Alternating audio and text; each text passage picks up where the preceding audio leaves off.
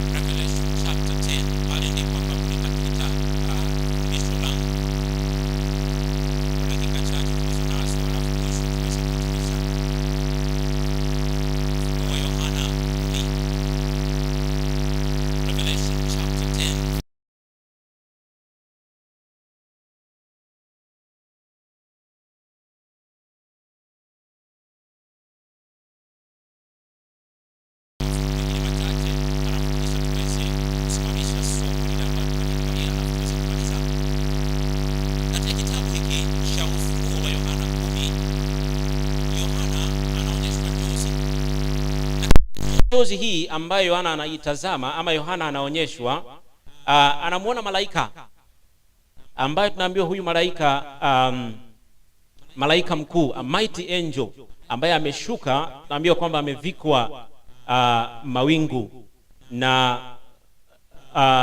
rainbow ama upinde uko kwenye kichwa chake, na tunaambiwa kwamba uso wake ulikuwa unang'aa kama jua na miguu yake ilikuwa kama miale ya nini, ya moto ama ngome za moto. Na tunaambiwa kwamba ndicho Yohana anachokiona katika njozi yake. Na anapomtazama huyu malaika mkononi mwake alikuwa na kitabu kilichofunguliwa. Alikuwa na kitabu kidogo, a little book open, kitabu kidogo ambacho kimeweza kufunguliwa ama kimefunuliwa. Na mguu wake mmoja, mguu wa kulia ulikuwa umesimama juu ya bahari, na mguu wa kushoto ulikuwa umesimama juu ya ardhi ama juu ya nchi. Kwa hivyo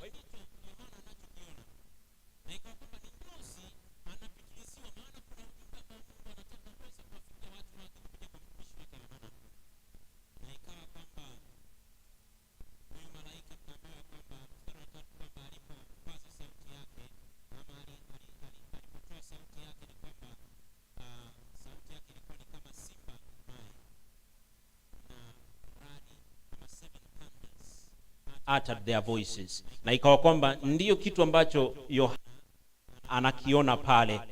Unapoanzia mstari wa 4, ningependa tusome mstari wa 4 hadi mstari wa 7. Sikiliza, inasema, and when the seven thunders had uttered their voices, I was about to write, and I heard a voice from heaven saying unto me, seal up those things which the seven thunders uttered, and write them not. And the angel which I saw stand upon the sea and upon the earth lifted up his hand to heaven.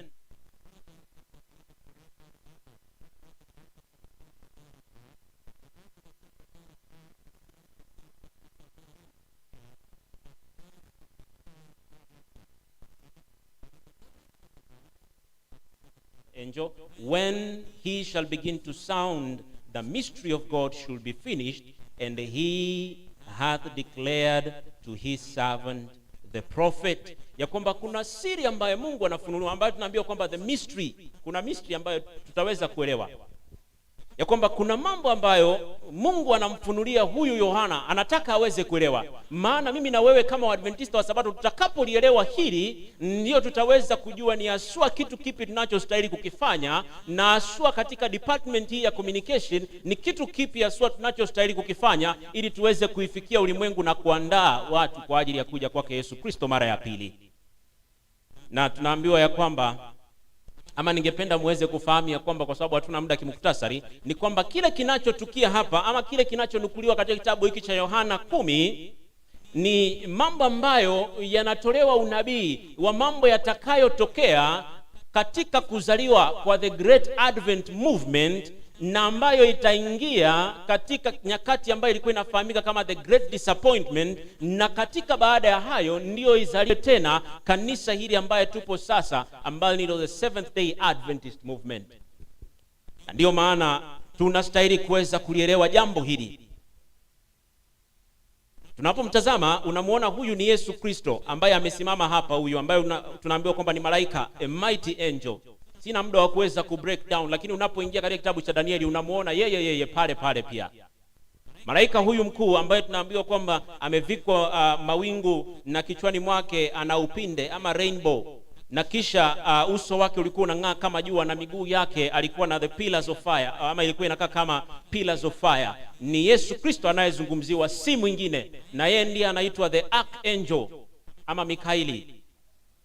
Na ikawa kwamba Yohana anapoonyeshwa njozi hii, huyu malaika mkuu anazungumza. Unapofika mstari wake ni wa 6 na wa 7, anazungumza na kusema, and swear by him that liveth forever and ever, who created heaven and the things that therein are, and the earth and the things that therein are, and the sea and the things that which are therein, that there should be no time or time no longer. Ya kwamba unapomwona huyu ni Yesu Kristo, and Yesu Kristo huyu ana swear by himself. Yeye ndiye aliyeumba, ana swear by himself ya kwamba time shall be no longer, hatutakuwa na wakati tena. Nataka unifuate vizuri, maana sina muda wa kuweza kufafanua kila kitu kwa undani vizuri, lakini nataka unifuate ili usinipoteze. Time shall be no longer. Na swali ambayo tunataka tuweze kujiuliza kwanza tunapoanza, which time? What time? Is it time for the earth or probationary time? No. Kile ambacho anamaanisha hapa, maana kumbuka chapter 10 tunaangalia the great advent movement. Kile Yesu anapo ama ujumbe unaotokeza hapa about the time shall be no longer, inamaanisha the time prophecies shall be no longer after a certain period ambayo inapewa, ambao tunapoelewa ni kwamba the time prophecy ended in 1844. There is, after 1844 there is no time prophecies ya kwamba sasa tunaweza tukakaa tukapiga hesabu kutoka kwa maandiko ya kwamba mwaka wa 2027 ndio ulimwengu unakuja kuisha. Amna. Yesu anasema katika kitabu cha Ufunuo 10, time shall be no longer after 1844. Nataka uelewe hilo. Time shall be no longer. Na anasema kuna mystery ambayo tunaambiwa hapa unapoingia nao verse 7, but in the days of the voice of the seventh angel, when he shall begin to sound, the mystery of God should be finished, as he hath declared to his servants the prophet. Kwa hivyo kuna mystery ambayo lazima iwe declared ili kazi iweze kukamilika.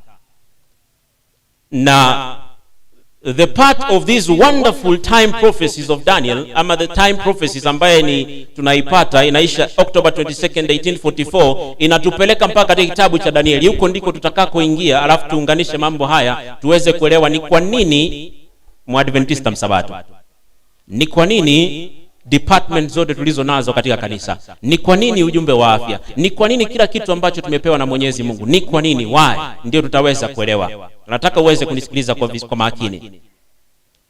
Ni kwamba tunaambiwa kuna mystery, ambayo mystery hii lazima tuweze kuelewa siri fulani, na ili kwamba tuweze kuelewa lazima tuanze kuelewa kitabu hiki ambacho kimefunuliwa katika kitabu cha Ufunuo 10, ambayo tunamuona huyu malaika mkuu amesimama mguu mmoja juu ya bahari na mguu mwingine juu ya nchi, na kisha na kitabu kilichofunuliwa, kitabu kidogo. Lazima tuweze kuelewa kitabu hiki kidogo kilikuwa na ujumbe wa namna gani, ambao katika kitabu cha Ufunuo Yohana anapoonyeshwa kile alichoambiwa ni kwamba mambo hayo ambayo nimekuonyesha katika kitabu hicho usimwambie mtu, yafunge mambo hayo mpaka wakati fulani. Ni vizuri tuweze kuelewa, maana tutakapoelewa ndio utaanza kujielewa kwa nini wewe ni Mwadventista msabato na ni kwa nini wewe upo hivi. Kitabu cha Ufunuo wa Yohana 10 mstari wake ni wa 9. 10 mstari wake ni wa 8 samani. 8 inasema, and the voice which I heard from heaven spake unto me again and said, go and take the little book which is open in the hand of the angel which standeth upon the sea and upon the earth. And I went unto the angel and said unto him, give me the little book. And he said unto me, take it and eat it up, and it shall make thy belly bitter, and it shall be in thy mouth sweet as what? Sweet as honey. Akaambiwa kwamba sasa anaona kitabu kidogo hiki ambaye Yesu ameibeba mkononi, na akaambiwa ya kwamba itwae kitabu hicho uile, na akaambiwa kwamba utakapoila itakuwa tamu mdomoni, lakini chungu wapi? Chungu tumboni. Kuna ujumbe ambao umefichika katika kitabu hiki cha Yohana 10, Ufunuo wa Yohana 10, ambao nataka tuweze kuielewa kwa dakika chache tulizo nazo, ili mwisho wa fundisho hili tuweze kuwa kwamba tumeweza kulielewa jambo hili, ya kwamba katika Ufunuo wa Yohana 10 inahusishwa na kitabu cha Danieli. Maana ni katika kitabu cha Danieli ndio tunapata kitabu kimefungwa. Ni katika kitabu cha Danieli peke yake, Biblia nzima. Kitabu cha Danieli 12 mstari wake ni 4, unaona ya kwamba Danieli anaambiwa na uyafunge maneno hayo na uyatie muhuri kitabu mpaka wakati wa mwisho, until the time of the end. Katika kitabu cha Danieli 12 mstari wa 4. So it is only in the book of Daniel where tunapata kitabu kilichofungwa. Alafu baadaye unapopiga hatua, unapoingia katika kitabu cha Ufunuo 10, ndio unapata kitabu kilichofunuliwa, kimefunguliwa sasa. Katika kitabu cha Danieli kimefungwa kitabu hiki. Katika kitabu cha Ufunuo kimefunuliwa. Na ndio ni vizuri sasa tuweze kuelewa ni kitu kipi hiki ambacho kilikuwa kimefungwa katika kitabu cha Danieli. Unapoingia katika kitabu cha Danieli 12 mstari wake ni wa 6, Daniel chapter 12 verse number 6.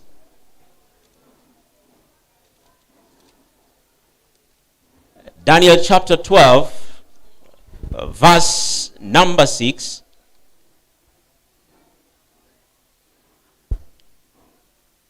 Inatuonyesha wazi ya kwamba yule ambaye anazungumziwa kama yule aliyesimama mguu mmoja juu ya nchi, mguu mmoja juu ya bahari. Danieli 12 mstari wake ni wa 6. Unapoteremka taratibu inakuonyesha wazi ya kwamba yeye si mwingine. Inasema verse 6, and one said to the man clothed in linen which was upon the waters of the river, how long shall it be to the end of these wonders? Ya kwamba sasa mambo haya yatakuwa nini mpaka mwisho wa mystery na mambo haya, these wonders. Maana kuna kitu ambacho Danieli alitaka kukielewa, mwisho wa mambo fulani, ambayo tutakapoelewa mwisho wa mambo haya ndio tutaweza kuelewa kwa nini Mwadventista msabato. How long shall it be to the end of these wonders?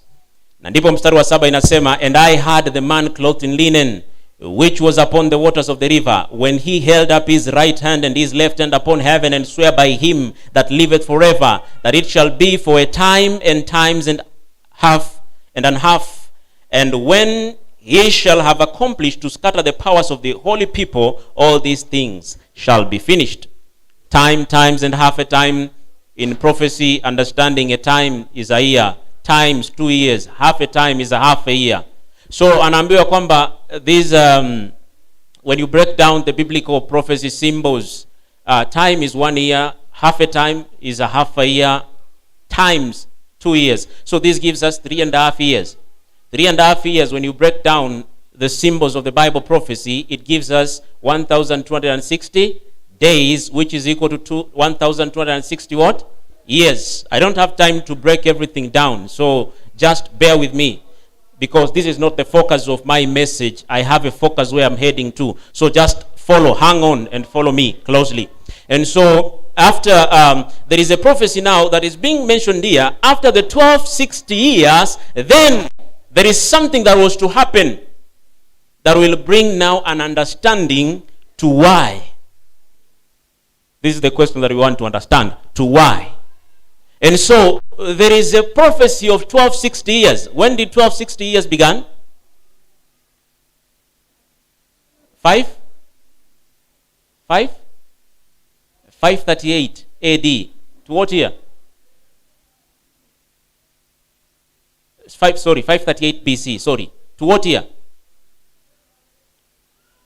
1798 AD, BC, sorry. Is it? I'm mixing up myself. 538 AD to AD. 538 AD to 1798 AD. Are you getting me? Thank you. I've gotten something. Something is, no. Are you sure what you're saying, or you're mixing me up? 538 BC. To what year? I thought I was mixing myself up until I realized I'm not the one mixing myself. You are the ones mixing me up. 1798 minus 1260. What year?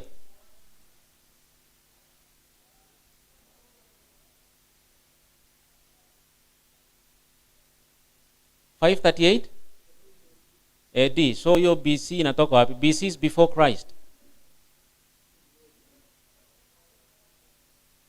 Okay, just hold on. I know where you are missing the picture. We'll get to that. You are somewhere in the book of Daniel chapter 8 verse 14. That is where you are. we aren't in that verse yet, so we'll get there. We are in Daniel 12, the 1260 years that began in 538 AD and ended in 1798 AD. You are still in BC. Are you still missing the point? AD. Okay, let me show you how we count. It's counted 2,000 years from after the flood all the way to the coming of the Messiah. The Messiah himself, Jesus, was born around 33 BC. Somewhere there, around 33 BC. And then he was baptized in 27 AD. And then we go on with time to 538 AD. And then plus 1260 years brings us to 1798 AD. So are we on the same page? Okay. Now I thought I was the one conflicting and contradicting myself. But now we are on the same page. And so this is the time period that we are given, and we are told that after the 1260 years, which brings us to 1798, then there is something that is going to happen in the after years that will bring about an understanding to the people of God, to the chosen of God, that they may now go forth and finish the work. Are we together now? Yes. And so there is something here that is to happen, or there's something here that has to happen. And that is why now in Daniel chapter 12 verse number 4, this is what we are told. In Daniel chapter 12 verse number 4, this is now what we are told here. But thou, O Daniel, shut up the words and seal the book, even to the time of the end. Many shall run to and fro, and knowledge shall be increased. And so Daniel hapa anaambiwa ya kwamba aifunge kitabu, aitie muhuri mpaka wakati, the time of the end. Nataka hapa mwelewe kuna vitu viwili. Kuna end time na kuna time of the end. Hapo sitaki uweze kupotea vizuri. End time na time of the end. Niwape mfano. Umenunua kuku yako, unataka kuikula siku kuu, sivyo? Una sherehe. Sherehe yako leo ni tarehe ngapi? 12. Umepanga kuku yule atachinjwa tarehe 30, sivyo? Lakini umemnunua leo tarehe 12. Tuko pamoja? Kuku yule unapomnunua tarehe 12, umemweka pale nyumbani. Tarehe ya kuchinjwa ni tarehe ngapi? 30, sivyo? Lakini bado yupo. Kila siku unampa mahindi. Yule kuku anaishi wakati gani? End time ama time of the end?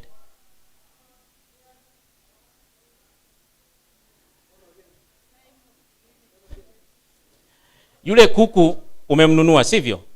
Anachinjwa tarehe 30, sivyo? Tarehe 30 ndiye anachinjwa. Lakini umemnunua leo tarehe 12, sivyo? Kuanzia tarehe 12 kabla hatujafika tarehe 30, huyu kuku anaishi wakati upi? Anaishi end time ama time of the end? Kuanzia hapa. Sijui kama mnanipata. Wangapi wako na mimi ama mtu anapotea? Wale wamepotea? Okay, tuko pamoja. Kwa hivyo kuku huyu kuanzia wakati amenunuliwa hapa, maana alipokuwa sokoni alikuwa aishi wakati wote, alikuwa anaishi, sivyo? Lakini anapokuja sasa, siku zake zimeanza kuhesabiwa kwamba sasa tunakaribia. The more anakaribia is living in the times of the end. Sivyo? Kwa hivyo anaambiwa ya kwamba, Danieli anaambiwa hapa ya kwamba kitie muhuri kitabu mpaka the time of the end. Kwa hivyo ya kwamba kuna wakati ambapo itakapofika wakati huo ndio tunaanza kuishi the times of the end, ya kwamba sasa siku inakaribia, tunaandaa siku ya kuchinjwa kwa yule kuku. Tuko pamoja? When was that time? When was the time of the end? When did it begin? When did the time of the end begin? Nani anajua? Wacha nianze na yule anajua, yule akoshua. Tuache sasa, sitaki kuuliza yule ana guess, yule anajua. 1844. Are we all in agreement?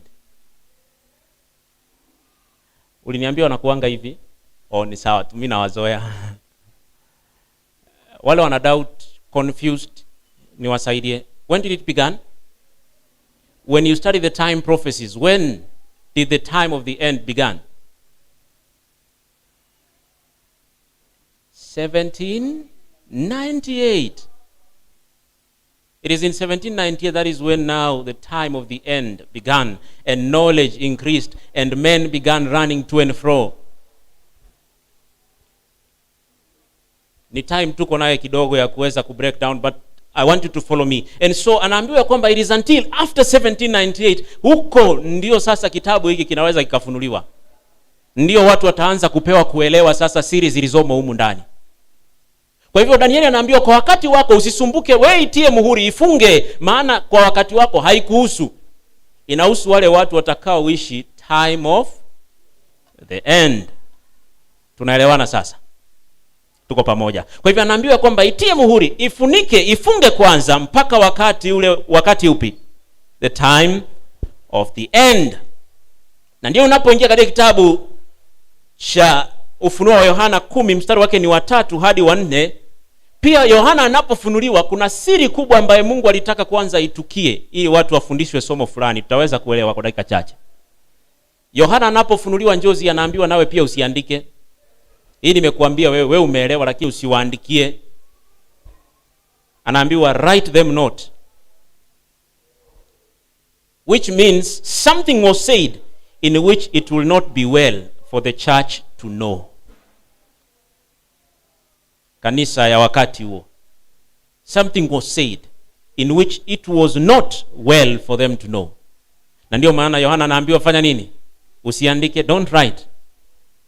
There was an experience that God was preparing his people to go through so that their faith may be tested, that they may be ready to defend and stand for truth. Ndio maana Yohana anaambiwa usifanye nini? Usiandike. Na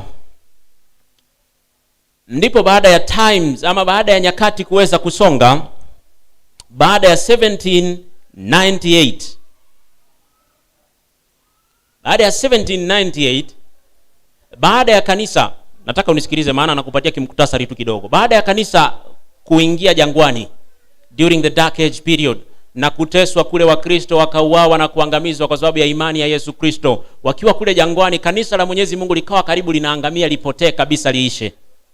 Baada ya 1798 ni kwamba upapa ama mpinga Kristo ama kanisa lile ama system ile ambayo ilikuwa inawatesa watakatifu wa Mwenyezi Mungu likapokea jeraha la mauti 1798. Na likawa kwamba katika wakati wa jeraha wakati lilipopokea jeraha likawa kwamba limetoweka katika uso wa dunia kwa wakati fulani, ambapo ilipotea kabisa mpaka ilipokuja kuanza kuonekana tena katika uso wa ulimwengu mwaka upi? Wa 1100 ngapi? 920 na ngapi? 1929. Ni history, najua nawasumbua, mkupenda historia, lakini mwanafunzi wa Biblia lazima uelewe historia. Itabidi umejikaza tu. Itabidi umejikaza ili tujielewe. Lazima tu itabidi tumejikaza. Mwaka 1929 ndio upapa unaanza kupokea tena nguvu yake na kuanza kurejea vizuri tena katika uso wa ulimwengu, kulingana na unabii wa maandiko ulivyosema.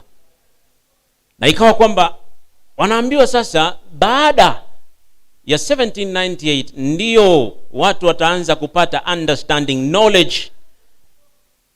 Na ikawa kwamba baada ya 1978 miaka zimepita kadhaa kufikia miaka ya 1830 pale kukainuka jamaa anafahamika kama nani?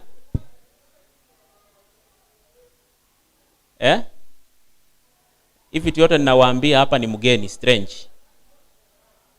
Ndio nijue vile naweza eleza kama mutari. Pale 1830s akainuka jamaa anafahamika kama William Miller. Na wapatia historia yenu. Wewe Mwadventista msabato, tulia, keti chini vizuri, maana lazima ujielewe ndio ujue unafanya nini katika ulimwengu huu. Tuache kuishi kama wenda wazimu na wapumbavu waliopagawa. Amen. Amen. Tuache kuishi tu kwa sababu sisi ni Waadventista wa Sabato tunaishi tu. Tuishi kwa sababu kuna sababu ya kuwepo hapa. It is a blessing being a Seventh Day Adventist.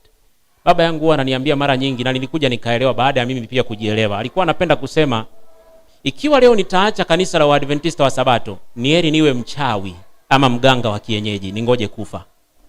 Sikuwa naelewa kwa nini alikuwa anapenda kusema hivyo. Mara nyingi tumeketi tu mpaka nilipoanza kujielewa kwa nini mimi ni Mwadventista msabato, ndio nikaelewa kwa nini alikuwa anasema.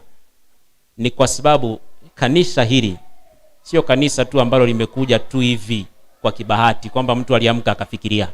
Ni kanisa ambalo lipo kwenye mpango wa Mwenyezi Mungu alivyokusudia. Sikiliza vizuri. 1930s akainuka jamaa anafahamika kama nani? William Miller. William Miller huyu alipoinuka akaanza, maana alikuwa amepigana katika vita vya kwanza vya dunia. Na alipopigana kule, kuna wakati fulani tunaambiwa, anasema historia yake inasema ya kwamba kuna wakati fulani alipokuwa kule vitani, bomu ikaweza kutupwa mahali alipokuwa, karibu na mahali alipokuwa.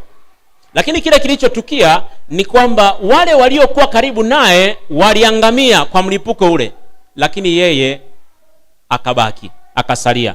Na ikawa inamsumbua muda mwingi, anajiuliza ilikuwaje? Manake ilianguka karibu na mahali nilipokuwa, lakini mimi nikasalia hai na waliokuwa hata mbali na mimi wakaangamia. Ilikuwaje? Na ndipo alipokuwa anajiuliza maswali haya, ikamwelekeza mpaka kwenye Biblia. Akaanza kuisoma Biblia taratibu. Alisoma kwa muda mwingi, miaka mingi akasoma. Lakini historia yetu inatuanzia tu pale miaka ya 1830 pale ndio anafika kitabu cha Danieli 8:14. Danieli 8:14 inatuambia vipi? Daniel 8:14 nasema, and unto 2300 days then shall the sanctuary be done what? Be cleansed. Kwa hivyo William Miller aliposoma hilo, maana alitaka kuelewa, alipoanza kulisoma, maana anaona vile ambavyo ukweli wa Mwenyezi Mungu utakavyodhiakiwa na hekalu la Mwenyezi Mungu litakavyochafuliwa. Alafu swali linaulizwa katika mstari wa 13 ya kwamba how long, ndio swali linauliza how long. Na kisha anapofika mstari wa 15, mstari wa 14, anapofika mstari wa 14 ndio sasa anajibiwa, anaambiwa and unto 2300 days then shall the sanctuary be done what? Be cleansed. Ya kwamba baada ya siku 2300 ndipo patakatifu patakapofanywa nini? Patakapotakaswa. Akaanza kupiga hesabu taratibu, maana alipoangalia akaona kama ndipo patakapotakaswa, maana ulimwengu huu umejaa dhambi na uchafu mwingi. Ina maana ya kwamba ujumbe huu ni kwamba baada ya muda fulani huu, miaka 2300, ndio ulimwengu utafika mwisho, ya kwamba itatakaswa tena ili sasa ianze upya. Akaanza kupiga hesabu, akaelewa kule inakoanzia ilikuwa mwaka wa 400 na ngapi? 400 for what? Maana anaambiwa, unapofika Danieli 9, anaambiwa from the going forth of the decree to rebuild the temple in Jerusalem. When did the decree go forth? In 457 BC. Sindio? Okay, mtaangalia assignment at your own time ukifika nyumbani. In 457 BC, alipopiga hesabu ikamleta 2300 days, ikamleta mpaka 1843 mara ya kwanza. Maana alipopiga hesabu ali include 0 years. Maana si unapotoka BC unaenda AD, sivyo? Na BC inahesabika ikirudi nyuma. Kwa hivyo inakuja 10, 9, 8, 7, 6, 5, 4, 3, 2, 1, 0. Alafu akaanza 1 AD, 2 AD, 3 AD, 4 AD. So ile 0 ya pale ikamfikisha 1833. 1833 mwanzo 1843, sorry. Aliporudi kupiga hesabu tena, maana alipokuwa anakaa akipiga hesabu, maana kuna wengi wasomi wengi, maana alipogundua ukweli huu akaanza kuhubiri na kuambia watu ulimwengu unakaribia kuisha, unakaribia mwisho wake. Alipokuwa anaendelea kuhubiri, Kuna ujumbe nimesahau, jamaa aliyekuja baada naye pia aliposoma ili akamwambia kwamba nimeweza kugundua kuna makosa era ya 0 years. Kwa hivyo si 1843 ni 1844. Kwa hivyo wakakuja kweli ni 1844, ndio wakaanza kupiga hesabu wakagundua mpaka itakuwa ni 22nd October 1844. Hesabu ikaingia ya kwamba in 22nd October 1844 ndio wanasubiria ya kwamba Yesu atafanya nini? Yesu atakuja. Kwa kwamba wanaona kwamba ulimwengu unaisha, kila kitu kitakuwa kimekamilika 1844. Watu wakauza mashamba yao kwa sababu ya Injili. Wakauza mashamba ili watumie pesa kuwahubiria watu na wengine ili waweze, wakachapisha magazeti, wakachapisha vitabu, watu wakaweze kusoma waelewe ya kwamba ulimwengu unaisha. Lakini kumbuka katika kitabu cha Danieli 10, turejee pale. Danieli 10. Kitabu cha Ufunuo wa Yohana 10. Revelation chapter 10. Tuweze kumaliza kwa dakika chache zilizosalia. Revelation chapter 10. Revelation chapter 10 ukisoma kuanzia mstari wake ni wa 8, Yohana anaambiwa hivi: And the voice which I heard from heaven spake unto me again and said, Go and take the little book which is open in the hand of the angel which standeth upon the sea and upon the earth. Verse 9. And I went unto the angel and said unto him, Give me the little book. And he said unto me, Take it and eat it up, and it shall make thy belly bitter, but it shall be in thy mouth how? Sweet as honey. Yakwamba akaambiwa tua kitabu hicho ukile, kitakuwa tamu mdomoni lakini chungu wapi? Tumboni. Ikawa kwamba the experience of the early of the Advent movement, nataka uweze kunielewa vizuri. This was the Advent movement, not the Seventh Day Adventist movement. Unipate vizuri. This was the Advent movement ambayo inazaliwa na William Miller. Ili kwamba usije ukapata mtu anakuambia wa Adventist wa Sabato si nyinyi mlitupatia false prophecies ya kwamba ulimwengu unaisha 1844. Haikuwa wa Adventist wa Sabato, ilikuwa ni the Advent movement ambayo inazaliwa na William Miller. Na baada ya William Miller ndio miaka baadaye, baada ya Great Disappointment, ndio the Seventh Day Advent movement inazaliwa. Maana wao sasa wanainuka after passing through the experience of the Great Disappointment. Maana huo ndio ulikuwa mtihani. Ikawa kwamba wakati ujumbe huu unakuja, wanaposikia kwamba Yesu anakuja, mwezi wa 10 tarehe 22, wote wakafurahia, maana wamechoka na ulimwengu. Si hata nyinyi mmechoka kuvaa mask kidogo? Pengine leo umeambiwa mtoe mask, alafu kesho msikie Kago amerudi amesema mvae mask tena, corona imerudi. Tumechoka.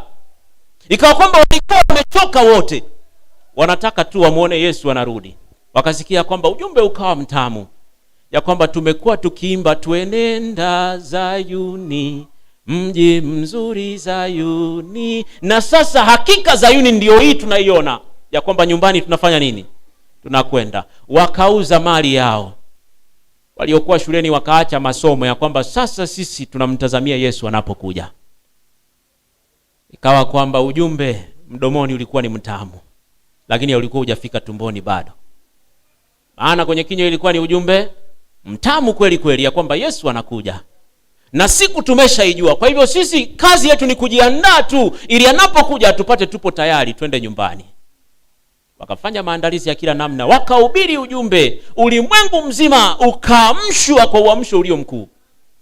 Kila mtu anatarajia. Kuna wale walio scoff, wale waliodhihaki neno la Mwenyezi Mungu wakasalia, lakini kuna wale walioipokea wakafanya maandalizi ya kipekee. Ilipofika 1843, wanaendelea kusubiria. 1844 January, si wanasubiri Yesu anakuja. 1844 February, July, Yesu anakaribia kuja. Ikawa imefika tarehe 21, watu wamejiandaa, wamejikusanyika. Hata natumai pengine walikuja kanisani, watu walikuja mpaka makanisani, wametulia, wanangoja Yesu leo akija anipate wapi? Kanisani. Wamekuja, wamefanya ibada, wameweka mpaka mkesha, wanangoja Yesu Kristo. 21, 22 ndio hiyo inageuka. 22 ilipoingia, maana walikuwa wanajua 22 ninaanza masaa inaanza saa 6 usiku, maana bado walikuwa na wamelevya mvinyo ya Babeli. Wakasubiri saa 6 usiku tarehe 22 imeingia. Wanasubiri Yesu, wakafikiri pengine alikuwa asije exactly siku inapoanza, pengine alikuwa akuje katikati ya siku. Kukapambazuka, bado. Wakasema tutasubiri tu bado, maana siku haijaisha, bado tuna matumaini, si ni kweli? Siku haijaisha, bado Yesu atarudi, ataingia tu wakati wowote kutokea sasa. Wakasubiri, ikafika saa 1 jioni, bado. Saa 2 Yesu bado. Saa 3 Yesu bado. Saa 4 hawajamuona bado. Saa 5 bado Yesu hajatokea. Saa 5:30 bado. Wamekaa, wanaomboleza, wanajitia moyo, wanajiambia bado kuna dakika zingine 30 Yesu ataonekana tu. Pengine anataka kujua ni wangapi watakaovumilia mpaka mwisho. Si ametuambia katika maandiko watakaovumilia mpaka mwisho ndio watakaoshinda. Kwa hiyo tutavumilia mpaka mwisho. Dakika 30 zikakatika. Ikawa dakika 29 zikakatika. Ikawa sasa ni saa 5 na dakika 59. Wamengoja tu, roho mikononi. Wanasubiri kumuona mwana wa utukufu akishuka. Wanangoja kusikia tarumbeta, kila mtu masikio, maana tunaambiwa Yesu atakaporejea tarumbeta italia. Wamengoja. Ikagonga saa 6. Hakuna kilichotukia. Kila mtu anaangalia saa yake, ni kama saa yangu iko mbele kidogo. Wanangoja imeingia saa 6 na dakika 1, bado. Dakika 2, 5 wakagundua ni kweli hajaja. Ikawa kwamba wamepigwa na disappointment moja kali. Wachana na ile ya vijana mnapigwanga siku hizi mnaita character development. Hiyo si disappointment, hamjapigwa kitu bado. Ikawa kwamba wamepigwa na great disappointment kubwa sana moyoni. Walitarajia Yesu anakuja, lakini hajaja. Ikawa kwamba sasa wamesononeka moyoni. Watu wakavunjika mioyo. Wakasema huyu Yesu alituahidi anakuja, haji. Maana Yesu ni mwongo, alisema anakuja lakini haji. Waliokuwa wameuza mashamba yao, kuna waliovunjika moyo wakaacha imani. Wakaondoka wakasema huyu Mungu ni mwongo. Wengine wakasema ya kwamba habari za Biblia pengine ni hadithi tu zilizotungwa. Lakini miongoni mwao kuna kundi ambalo liliketi chini likajiambia hapana. Ikiwa kuna makosa, si Mungu wa kulaumiwa. Iwenda ikawa ni sisi kuna makosa tuliyofanya ya kutokuelewa. Maana Mungu siku zote hadhiaki. Mungu siku zote hadanganyi. Ina maana ya kwamba kama alisema kweli muda huu tumepata, kweli inatukia. Lakini iwenda ikawa sisi ndiye hatukuelewa. Na ndipo waliporudi kwenye maandiko wakaweza kuelewa ya kwamba hekalu iliyokuwa inatakaswa si hekalu ya hapa duniani, bali ni hekalu ya wapi? The heavenly sanctuary. Na walipoanza kuchunguza the heavenly sanctuary, wakaona kuna the most holy place ambapo Yesu ameingia. Na kule the most holy place wakaona kuna the ark of the covenant. Inside the ark of the covenant we had the 10 commandments. Walipoanza kuchunguza wakaona kuna amri ya kwanza, ya pili, ya tatu. Walipofika kwenye amri ya 4 wakaona ya kwamba ikumbuke siku ya Sabato ukafanye nini? Ukaitakase. Walipoanza kuiangalia amri ya 4 na wakaangalia ulimwengu mzima, maana walikuwa wametoka katika zama za giza na ulimwengu bado ulikuwa hujarecover. Ikawa kwamba wakaona ulimwengu bado unatunza siku ya jua. Ikawa kwamba ndio likaanza kuzaliwa Sabato, ikarejea tena kwenye uso wa ulimwengu. Na ikawa kwamba kanisa la Waadventista wa Sabato likazaliwa tena upya kwenye uso wa ulimwengu. Na ikawa kwamba wanapozaliwa Mungu anawapa ujumbe na anawapa sababu na kitu cha kufanya katika uso wa ulimwengu huu. Anawaambia hivi katika mstari wa 11 tunapomaliza. Mstari wa 11 anawaambia, and he said unto me, thou must prophesy again before many people and nations and tongues and what? And people. Anawaambia thou must prophesy again. After the bitter belly experience, baada ya experience ya great disappointment, na mnapokuja kujielewa, Petero anaambiwa kwamba when thou art converted, strengthen what? Your brethren. Kanisa la Waadventista wa Sabato linaambiwa kwamba baada ya the great disappointment ambayo the Advent movement inapitia, mnapokuja kujielewa tena na kuelewa kipi kilichotukia na kuelewa sasa mambo, prophesy again. Na ili muweze kuelewa tu ni kwamba walipokuwa kabla ya the great disappointment, walipokuwa wanahubiri, walihubiri ujumbe wa malaika wa kwanza na walihubiri ujumbe wa malaika wa pili, lakini kabla ya great disappointment hawakuhubiri ujumbe wa malaika wa tatu, the third angel's message. Kwa hivyo baada ya great disappointment wanaambiwa prophesy again. Neno hili prophesy again kwa Kigiriki, maana limeandikwa kwa tafsiri ya Kigiriki, kwa Kigiriki linatafsiriwa neno palin, P-A-L-I-N, palin. Palin lina maana ya kwamba repetition, rudia tena, repetition. Prophesy again, repeat the message, repetition, repeat, repetition, anew, that is once more. Na kisha inamaanisha furthermore. Yes, repeat once more, but a little further more. Before the great controversy, you had only done the first and the second angel's message, but now you need to go a little further to the third angel's message. What does the third angel's message say? What does it say? If any worships the beast and receives his mark, the same shall drink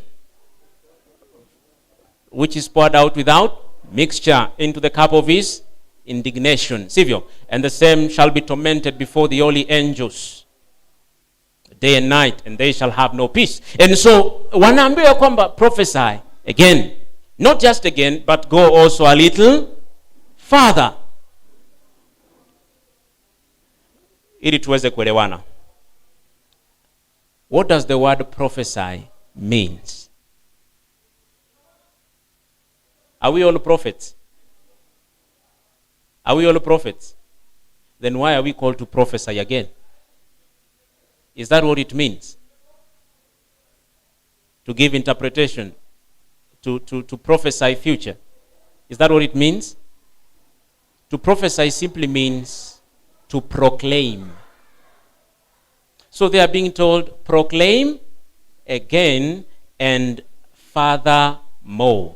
That they need to proclaim again and furthermore. So they were to repeat the first angel's message, where they are told the hours of God's judgment is, saa yako ya hukumu imekuja.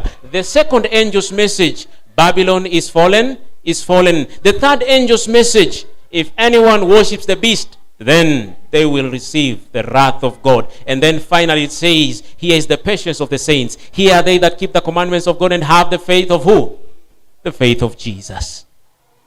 Kwa hivyo, kanisa la Waadventista wa Sabato, in one word, ama in two words, mtu anapokuuliza, nyinyi ni watu wa namna gani? Unamwambia, we are a people who have been called to prophesy again. Ndiyo kazi yetu. Tumepewa kazi ya kuprophesy again. Taking the message forth once again and going further to tell the world that there is a crisis. If you end up receiving the mark of the beast, if you turn against God, then there is something that will befall you. You need to repent and believe the gospel. This is the message that we have. We have been called to prophesy again. Napomalizia, manuscript releases. Manuscript releases. Volume 1, page 228, paragraph 2. Manuscript releases.